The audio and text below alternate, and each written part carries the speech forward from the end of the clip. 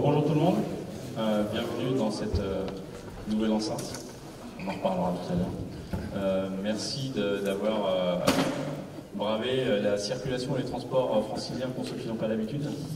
D'habitude c'est à côté du site de compétition, ça facilite un peu les choses. Là c'est un peu différent et ça risque de continuer à être sur ce modèle-là. Vous avez vu qu'il y avait eu quelques ajustements à la compétition. Et que l'on ne peut plus utiliser le gymnase qu'on utilisait pour faire le clinique. Voilà, il est utilisé pour la compétition, pour autre chose. Donc merci à tous. On est sur une modalité qui a changé aussi. On n'a que la matinée jusqu'à terminer à 13h. Aussi dû à la modification de la compétition. Les matchs commencent plus tôt le vendredi. Donc de l'autre côté, on s'est ajusté. On n'allait pas faire un grand rassemblement d'entraîneurs et puis avec tout le monde qui s'en va pour voir les matchs une fois que les matchs commencent. Donc on vous a épargné le fait de choisir entre nous et les matchs, parce qu'on sait qu'on n'aurait pas gagné. Donc voilà. Même si vous nous aimez bien, à un moment donné, je sais que vous ne venez pas que pour nous. Même si peut-être certains, je ne sais pas. Voilà, je vais céder la parole au président de la fédération. Et puis après on récupère et on prend le fil de ce que vous avez eu avec Joran et Vincent pour un premier temps, et puis après ils sont plutôt en retrait pour le deuxième temps et la partie sur le terrain. Voilà. Merci, bonne formation à tous, et puis on se retrouve plus tard. Oui, bonjour à tous. Bon, vous dites bien que je ne vais pas parler de ce qui va vous arriver cette matinée, parce que si je suis probablement dans la salle le moins compétent sur le plan technique, hein, ça c'est vite vu. En revanche, oui, des explications quand même. Malheureusement, c'est vrai que pour vous c'est beaucoup moins commode d'être ici que les années précédentes. On n'a pas vraiment eu le choix. Nous souhaitions monter les IFB, c'est fait. On est dans les 8 plus grands tournois du monde. Vous savez, les 15 meilleurs joueurs du monde sont obligés de venir par contrat. Le budget passe de 1,2 million à 1,8 million. Ça veut dire quand même que c'est quelque chose qui est vraiment important pour la fédération.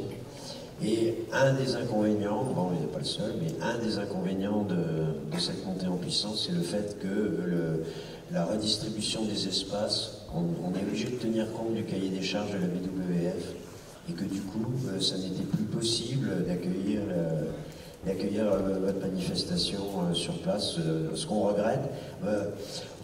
Il faut quand même une petite note d'espoir. On espère vraiment, on a de bonnes raisons de penser quand même que probablement à partir de 23, on sera à Porte de la Chapelle pour les IFB. C'est sûr qu'on y sera pour les Jeux Olympiques, mais de façon récurrente pour les IFB. Porte de la Chapelle, on n'a pas encore les plans, mais on peut espérer quand même que la densité d'installation de ce côté-là fasse que ça se passe mieux qu'ici. De toute façon, c'est beaucoup plus facile d'accès que ne l'est la porte de Saint-Cloud.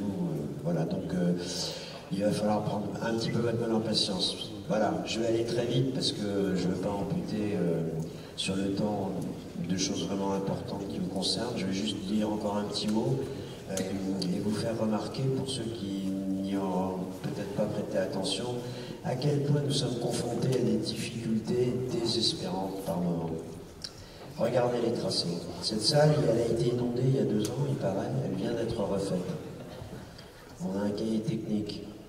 Le club, j'ai bien compris, 200 personnes, ils sont sûrement saturés. Il y a 5 terrains alors qu'il y a la place pour 7. Deuxième petite caractéristique exaspérante, le basket qui n'a absolument pas besoin de savoir exactement où tombe le ballon, il s'en fout complètement que leurs lignes soient interrompues. Eh ben c'est lui qui a des lignes continues, et le badminton, où on a besoin de savoir si le ballon est dedans ou dehors, c'est lui qui est interrompu.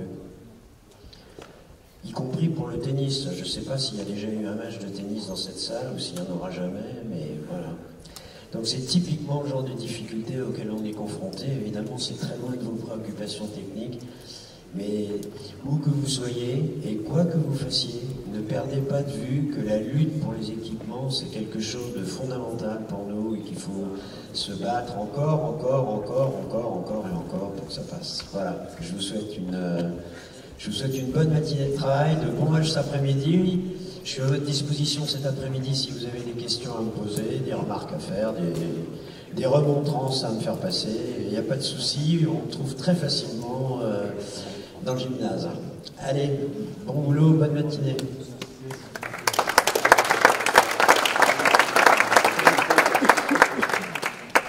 Bonjour, vous m'entendez bien?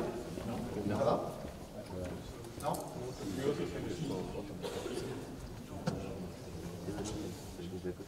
Là, c'est bon? Ok. Comme vous l'avez vu sur le programme, la première partie de la matinée là, avec Joran sera consacrée à une petite présentation, un maximum 30 minutes, pour pas trop prendre de temps à la séance sur le mixte. Sur la suite du parcours de formation du jeune joueur, sur la préparation physique.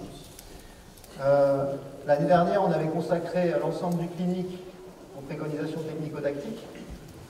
Cette année, comme c'était prévu, on sort la deuxième partie de ce document, de ce nouvel outil pour les techniciens, qui est la préparation physique. Donc on voulait juste vous faire une petite présentation.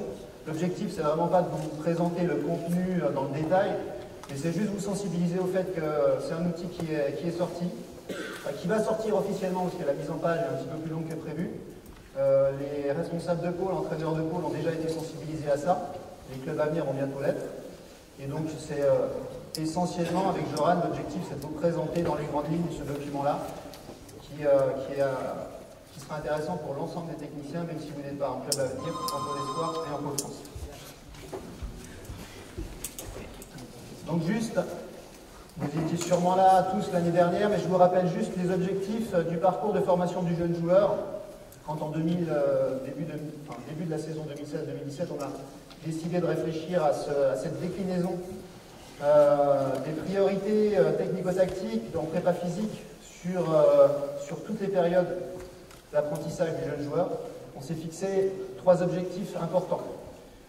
Tout d'abord, construire, poursuivre la culture, la diffusion d'une culture commune, qui est entamée bien sûr avec le dispositif jeune. En 2014, les OTHN, deuxième version, mise à jour en 2017. Construire cette culture commune qui se base sur 2 choses fortes, évidemment des contenus, et quelque chose qui me semble moi super important, c'est un langage commun. Et alors aussi bien sur tout ce qui est technico-tactique, je pense que ça commence à être bien diffusé, moi je le vois régulièrement sur les différentes formations. Et on aimerait maintenant installer également une culture et un langage commun sur tout ce qui est préparation physique. Donc c'est pour ça qu'on va essayer dans ce document-là aussi de recentrer sur également des terminologies qui nous semblent importantes à partager pour pouvoir parler plus facilement ensemble et échanger. Deuxième chose importante, et bien sûr, harmoniser les priorités d'apprentissage pour qu'un jeune joueur qui est dans différentes structures, il ait un chemin commun, pour qu'ils arrivent à 19-20 ans avec une base solide et commune. C'est très important. Évidemment, vous l'avez vu sur tout ce qui est technico-tactique, on laisse beaucoup de marge, on laisse beaucoup de souplesse dans tout ce qu'on peut mettre en place au quotidien. On sait exactement ce qu'on va faire en préparation physique également, vous le verrez. On va vous présenter jusqu'où on va, exactement. Mais encore une fois, on laisse énormément de souplesse, mais on essaie de tracer quand même un chemin pour que chaque joueur qui passe dans nos différentes structures et puis dans tous les clubs français ait une culture commune qui est adaptée, bien sûr, au niveau international et aussi au badminton français. Ça, c'est très important.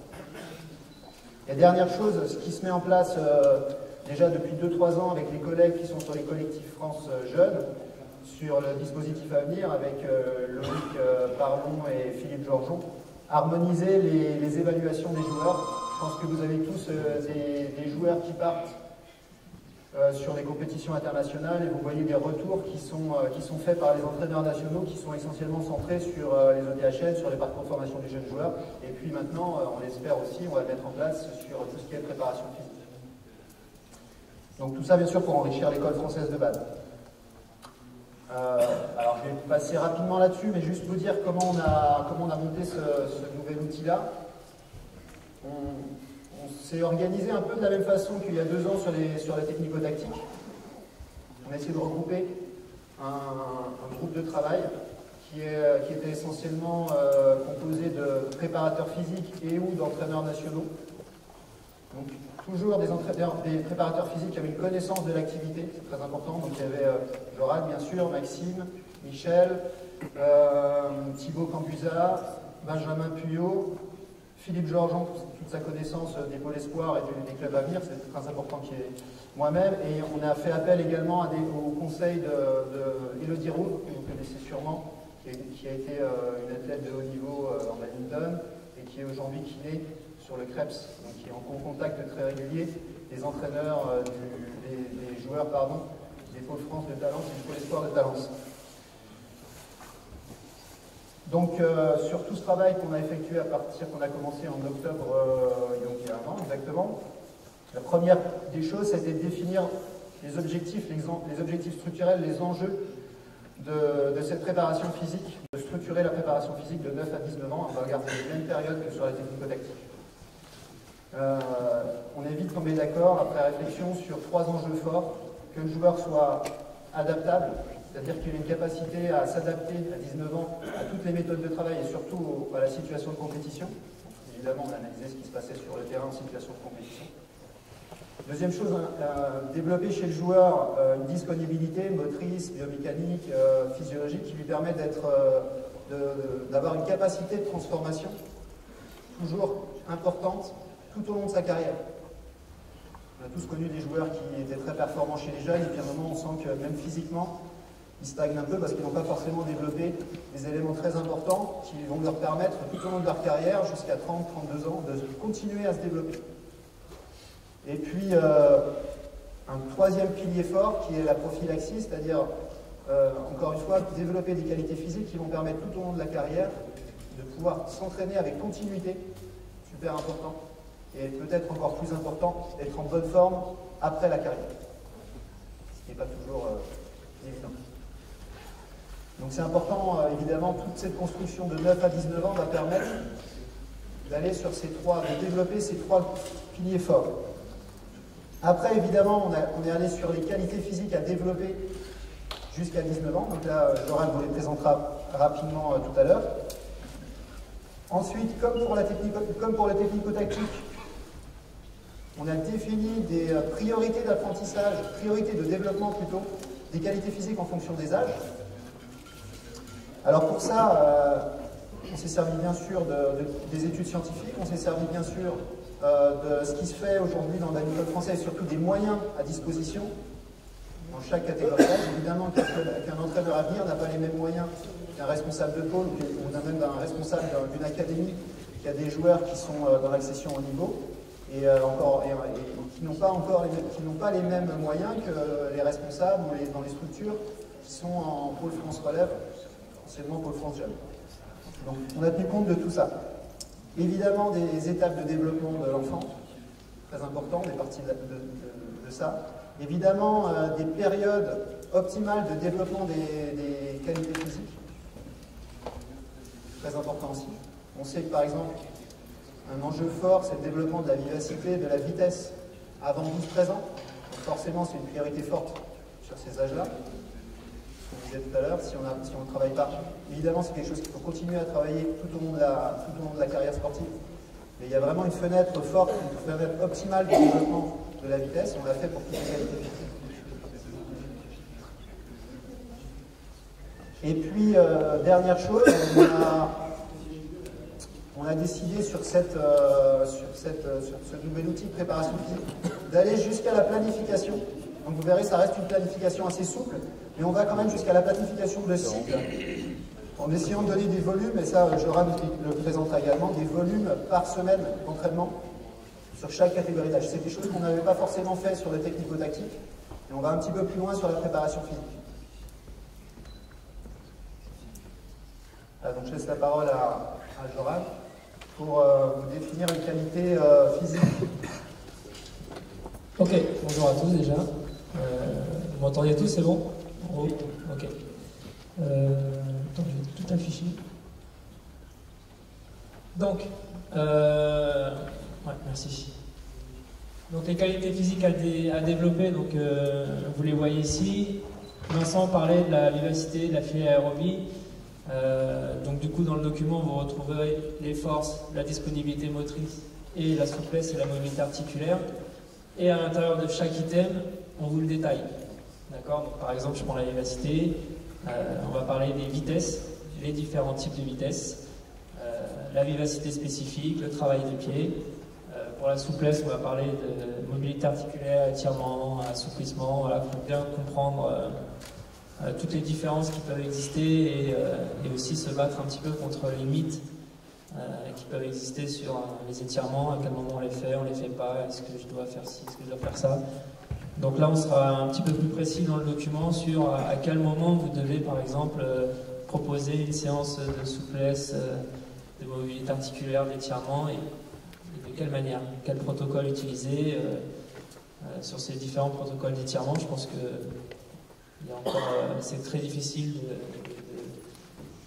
d'être sûr à 100% sur ce genre de choses. Donc là, on vous donne quelques solutions. La disponibilité motrice, donc qu'est-ce qu'on entend par là? En gros, c'est ce que disait Vincent, c'est être capable de s'adapter à la capacité de transformation, mais donc du coup, ça veut dire comprendre plus vite ce qui se passe en entraînement, comprendre plus vite ce qui se passe sur le terrain, jouer aussi sur le co-énergétique. Pour faire le même geste, ça nous coûte moins cher, donc du coup, on joue plus longtemps, mieux, on reste lucide. Donc là-dedans, on a mis coordination, dissociation. Donc ensuite les forces, donc les différents types d'expression de la force. Je pense que vous en connaissez pas mal, autant que nous, je pense. Donc la force maximale, la force vitesse, l'endurance de force, voilà, tout ça, je pense que vous connaissez. Et dedans on met les gainages et la proprioception. D'accord? Ensuite sur la filière aérobie, donc je pense que celle-ci, c'est celle que vous connaissez plutôt bien. D'accord, c'est celle qui est le plus parlée en général. Donc on parle de capacité et de puissance. Donc voilà, on vous donnera beaucoup d'exemples par la suite sur comment les développer. Donc ensuite, on a répertorié des thématiques à comprendre et à maîtriser à 19 ans. En gros, c'est quand on arrive à l'INSEP. D'accord, on arrive à l'INSEP, tout ça c'est compris et maîtrisé. Donc, on parlait des étirements, donc les étirements, la prophylaxie, l'alimentation et l'hydratation, le sommeil, la récupération et l'échauffement. D'accord, et vous allez voir qu'au fur et à mesure, vous allez comprendre que l'échauffement est certainement la partie la plus importante par rapport à ce qu'on veut vous proposer en développement des qualités physiques, notamment vivacité, mobilité articulaire, tout ça. Donc, comme l'a dit Vincent, on a fait ça sur différentes priorités, comme le technico-tactique, donc haute, moyenne et basse. En gros, donc c'est exactement la même chose. Hein. Sur les priorités hautes, c'est du développement intensif, c'est la priorité du cycle, c'est la priorité même sur la saison, par rapport à l'âge du sportif. Priorité moyenne, donc ça c'est un développement, comme on a marqué, en individualisation. Et ensuite, priorité basse, c'est purement de l'individualisation. Donc ça veut dire en gros, c'est pas parce que c'est une priorité basse qu'il ne faut pas le travailler. Si vous avez détecté qu'un de vos joueurs, par exemple, a un souci de coordination ou de dissociation et que ça fait partie des priorités basses, dans ce cas-là, peut-être la switcher sur une priorité moyenne pour que lui puisse développer cette qualité-là. Il ne faut surtout pas se refermer sur non, il y a marqué priorité basse, donc on n'en fait pas. D'accord? Et ça pour tous les items. À partir du moment où vous avez détecté quelque chose à travailler, à développer chez votre joueur, on y va. On essaie de l'aider à ce niveau-là. Donc, les fiches pratiques, c'est ce qu'on a présenté juste avant, là. Donc, 7 fiches pour les qualités physiques à développer, 6 fiches pour les thématiques à comprendre et à maîtriser, bien sûr détaillées. Et la planification de la préparation physique. Donc là, on vous propose un truc qui part des clubs à venir, qui vont au Pôle Espoir, vers le Pôle France, vers l'INSEP. À chaque fois, l'objectif, c'est de préparer l'étape d'après. Donc en gros, dans les clubs à venir, c'est de préparer ce qui va se passer en Pôle Espoir, et ainsi de suite. En Pôle Espoir, c'est ce qui va se passer en Pôle France Relève, et ensuite que le Pôle France Relève puisse être prêt pour l'INSEP. D'accord? Ouais.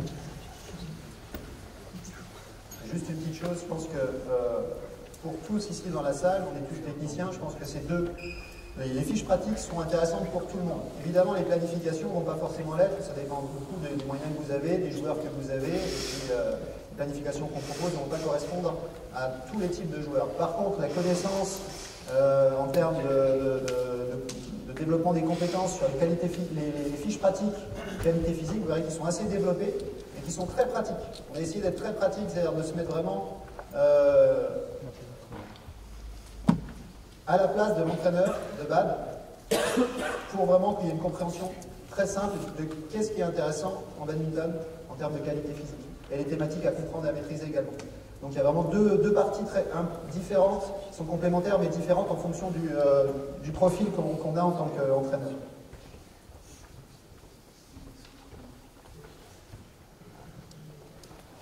Donc, le contenu de chaque fiche pratique. Donc, à chaque fois, sur chaque qualité, on va commencer avec la définition de celle-ci. D'accord ? Ensuite, on expose l'intérêt pour le badminton. D'accord ? Ensuite, les observables et les évaluations, ce qui vous permet de savoir à quel moment qu'est-ce qui va pas, est-ce qui progresse dans le cycle de développement. Les méthodes de travail et quelques exemples de comment développer ces qualités. D'accord, donc c'est exactement comme le technico-tactique, hein, c'est assez simple et continu, c'est assez facile. Il y aura des photos à chaque fois qui accompagneront le document pour permettre, sur les exemples, de bien comprendre ce qu'il faut faire. Il y aura aussi une plateforme vidéo, je crois, à ça. Ouais. Ouais, c'est bon. Ok, donc on l'a mis en rouge et c'est vraiment là-dessus qu'il faut tabler dans la compréhension du document.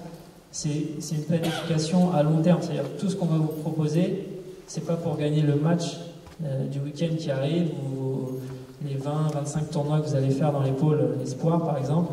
C'est vraiment une planification à long terme. L'idée, c'est vraiment d'aider le jeune sportif à se développer tout au long de sa carrière dans les pôles espoir, pôle France, pour préparer sa carrière senior et pour pouvoir tout de suite enchaîner sur la continuité de la préparation physique et son développement. Et donc c'est sur le long terme, d'accord ? Donc il y aura des choix qui forcément vont peut-être pas convenir à tout le monde parce que on va par exemple se dire que certains tournois, on n'y sera pas à 100% de notre forme. D'accord ? Mais parce qu'on vise le long terme, on vise la préparation sur les cycles d'après et les développements qui arrivent après si on est en club à venir en pôle espoir. Donc c'est des cycles de développement, donc là on en propose 5 par saison, donc sur les clubs à venir et sur les pôles espoir, et 4 sur les pôles France Relève. Et c'est des cycles de développement de 5 à 7 semaines selon les qualités physiques développées. D'accord ? Donc tout ça, vous retrouverez tout ça, tout le détail dans le document. On vous fera une présentation, on vous a mis des pages du document après pour que vous puissiez avoir un aperçu. Ouais. C'est vraiment là-dessus que chaque entraîneur a encore beaucoup de liberté. La seule préconisation, c'est de mettre en place vraiment ces cycles de développement. Après, quand il les met en place, ça dépendra de chaque structure, de chaque groupe d'entraînement. Quelle compétition sera préparée spécifiquement, évidemment, au-delà de ces cycles de développement. Ça, c'est également la liberté qu'on laisse aux entraîneurs responsables de structure. Par contre, le minimum à prendre en compte, c'est ces 5 cycles de développement pour les 9-16 ans et ces 4 cycles de développement pour les 16-19 ans. C'est ce qui nous paraît le minimum envisageable pour développer les qualités jusqu'à 19 ans. C'est pour ça qu'on ne parle pas, vous connaissez sûrement les différentes périodes de la planification classique, qui peuvent être l'entretien des qualités, la période de pré-compétition, de post-compétition, toutes ces choses-là, on laisse beaucoup de liberté aux entraîneurs. Par contre, le minimum envisageable, c'est de mettre en place ces 5 cycles de 5 à 7 semaines par saison. Donc là, on va rentrer un peu dans le détail de ce qu'on propose en 13-16 ans. Donc voilà, je vais me rapprocher. Donc voilà, ça c'est ce que vous aurez dans le document. Vous voyez, si je ne suis pas devant, c'est bon. Donc, priorité haute, priorité moyenne. On n'a pas mis la priorité basse, ça sera votre expertise par rapport aux joueurs, comme je disais tout à l'heure. Donc, sur la première année, 5 cycles, d'accord, avec, par exemple, sur le premier cycle, des priorités hautes, donc la préparation à la force. D'accord? Donc c'est sur ce genre de... On commence tout de suite avec le pôle espoir à la préparation à la force.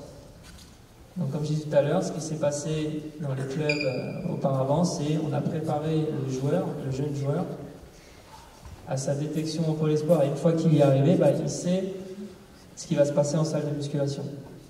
Il a été préparé avec des exercices à poids de corps, avec du petit matériel pour préparer la mobilité articulaire, la bonne technique, la bonne posture, pour qu'il puisse commencer à se préparer à la force. D'accord, avec le prépa physique ou l'entraîneur du pôle espoir. Là, la capacité aérobie, donc en priorité moyenne sur le cycle. Voilà, donc ça c'est le cycle 1 de la première année au pôle espoir par exemple. Et donc vous pouvez voir que là sur cette liste-là, je ne sais pas si vous voyez, je vais vous l'énumérer. Donc il y a la préparation à la force vitesse, la force maximale, la force endurance, la force explosive, capacité aérobie et la PMA. Elles n'y seront pas toutes. D'accord? Là, la force maximale, elle n'apparaîtra pas, par exemple, sur le cycle des mini 2. D'accord? Mais elles y sont toutes. D'accord? Allez-y. Donc là, il y a beaucoup plus d'écriture. Hein. Je ne vous demande pas de lire, ça vous le ferez quand vous recevrez le document chez vous. En fait, on détaille avec beaucoup plus de précision le cycle en cours. Donc en gros, on parlait de préparation à la force, on vous met qu'on préconise telle séance sur cette semaine-là, avec la méthode, comme tout à l'heure sur le détail des fiches, là, le type de méthode, voilà, donc renforcement musculaire avec poids de corps ou petit matériel. Voilà, en gros, on vous détaille la séance à chaque fois. D'accord? Et comme disait Vincent, c'est pas verrouillé. Nous, on vous propose quelque chose avec des choix d'exercices que nous, on a pensé être indispensables pour le badminton. C'est source d'inspiration si si vous pensez que vous pouvez faire différent, allez-y. Donc voilà, donc préparation à la force, une séance par semaine, donc circuit training, poids de corps, d'accord. Donc c'est vraiment on prépare la préparation à la force en gros. La disponibilité motrice, donc on essaye de dire qu'il faut au moins 5 minutes à chaque fois que vous allez avoir une séance badminton. Donc c'est pour ça que tout à l'heure je disais que l'échauffement était très important et qu'il fallait le cadrer et ne pas trop laisser d'autonomie. C'est vous devez, je pense, placer une séance de disponibilité motrice à chaque fois dans vos échauffements. D'accord? Ou la vivacité, selon le cycle en cours. D'accord? Des fois, la vivacité sera en priorité haute. Dans ce cas-là, c'est lui qui vient se greffer dans l'échauffement. Donc on préconise 5 minutes à chaque fois. Donc si vous, à chaque séance de badminton, par exemple dans le pôle espoir, donc quotidien, voire bi-quotidien pour certains, vous savez que ça fait déjà beaucoup de temps de passer sur la coordination, la dissociation. Et à cet âge-là, on le développe beaucoup plus rapidement. D'accord? Alors il vaut mieux le faire maintenant qu'avant, donc que ça soit trop tard. Voilà. Sur la souplesse, pareil, un temps sur chaque séance en alternant souplesse et mobilité articulaire. D'accord? Et le renforcement individuel. Ok, c'est bon. Donc ensuite, la même chose sur le pôle France relève, où là on voit apparaître la force maximale dès le premier cycle. Donc c'est pour ça que je vous dis c'est très important ce qui se passe en pôle espoir pour préparer le pôle France relève. En gros, pour commencer la force maximale, il faut quand même devenir expert de la musculation avec des postures et de la technique et une mobilité articulaire exemplaire. C'est pour ça toutes ces années, dès le départ en club, c'est à peu près 8 ans où on prépare, 7-8 ans où on prépare tout ça. Donc voilà, on commence avec de la force maximale. Donc il faut être prêt. Voilà, donc là par exemple sur la saison 3 du pôle France relève, là on ne propose pas de force maximale, on propose de la force explosive avec des rappels de force maximale. D'accord? Par exemple 3 une série de 3 répétitions. Voilà. Et avec de la PMA, avec une PMA par semaine hors terrain ou sur terrain, spécifique, pas spécifique, selon là où on en est par rapport à votre tournoi cible. D'accord? Plus on va se rapprocher en gros du tournoi cible et plus on va être dans la spécificité pour la PMA. D'accord? Et avec les priorités moyennes, pardon, oui. Donc là, la vivacité, on vous propose à peu près 20 minutes de travail par semaine. Soit on le découpe en 2 fois 10 minutes. Donc ça peut intervenir juste après l'échauffement.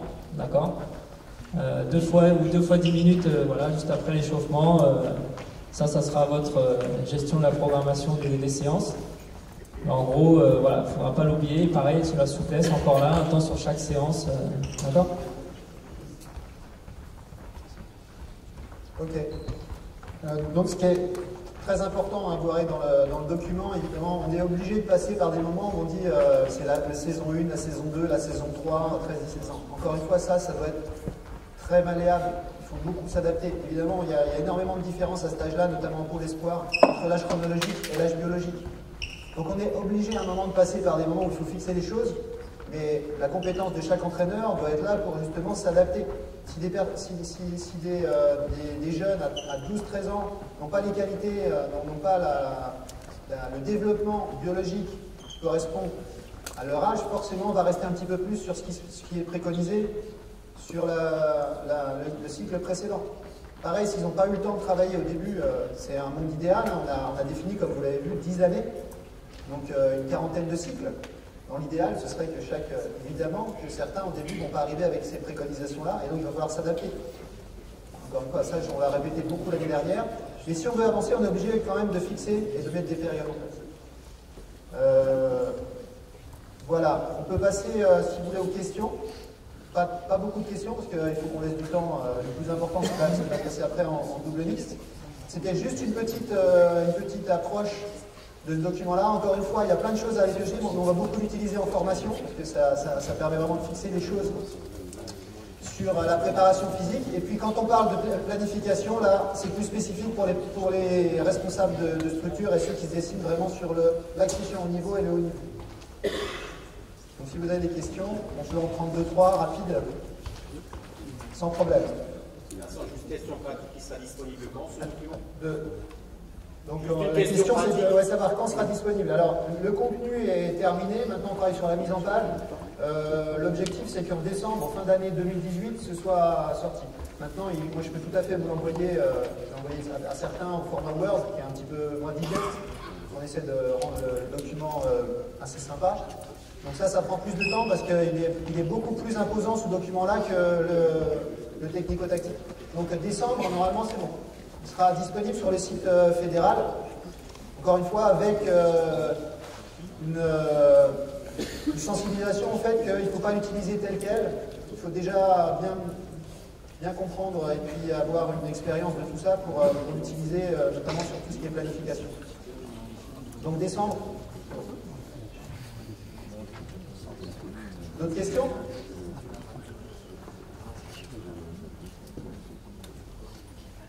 Ouais, vous avez une question ?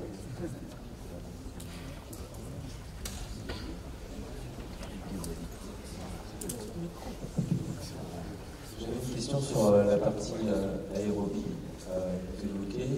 Je voulais savoir sur la partie anaérobie lactique qui est prédominante dans le monde du bac, pourquoi ne pas l'avoir mis en avant dans le document? Voilà, c'est Joran, on en a beaucoup discuté. Ok, donc anaérobie lactique prédominante dans le monde du BAD. Je sais pas trop. Je pense pas, moi en fait, qu'elle soit prédominante dans le monde du badminton. Il me semble que si j'essaie de me souvenir des études et des chiffres, pour comme ça je te les renverrai. C'était qui avait fait ça? Calvelo, je crois, un truc comme ça, c'était pas des Espagnols. Qui en gros expliquait qu'on était à peu près, grosso modo, comme le hand sur du 4 millimol sur l'impact lactique au badminton en moyenne, donc ce qui est très faible. Par contre, effectivement, il peut y en avoir dans certains échanges très longs qu'il peut y avoir. Et effectivement, il faut préparer le sportif à comment dirais-je, à ressentir ce petit goût de sang dans la gorge, ces jambes qui commencent à être moins disponibles au niveau moteur. Donc effectivement, sur l'entraînement, il faut en mettre, je pense, pour la pénibilité de l'effort sur le lactique, sur le terrain, parce que ça peut arriver. Après, en mettre en priorité haute sur le badminton, voilà, c'est mon avis, je vois pas trop d'intérêt au-delà du fait que le sportif ait déjà un peu de vécu là-dessus pour pas qu'il soit sur la pénibilité de l'effort en fait. On y a réfléchi, on avait considéré aussi que toute cette partie-là, qui c'est vrai, a un impact lactique est vraiment très, très faible, ça peut arriver. On le mettait en place, on allait le retrouver si on mettait vraiment des choses intenses à l'entraînement sur le terrain, et pas forcément en préparation. Et que le fait de travailler en préparation physique sur la capacité aérobie, la PMA, permettait aussi de monter la tolérance à tout ça.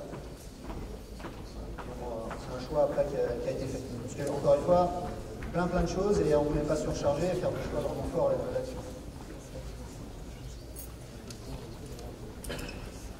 D'autres questions? Non?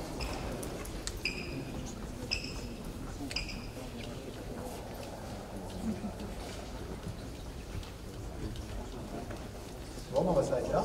Merci à vous. Merci.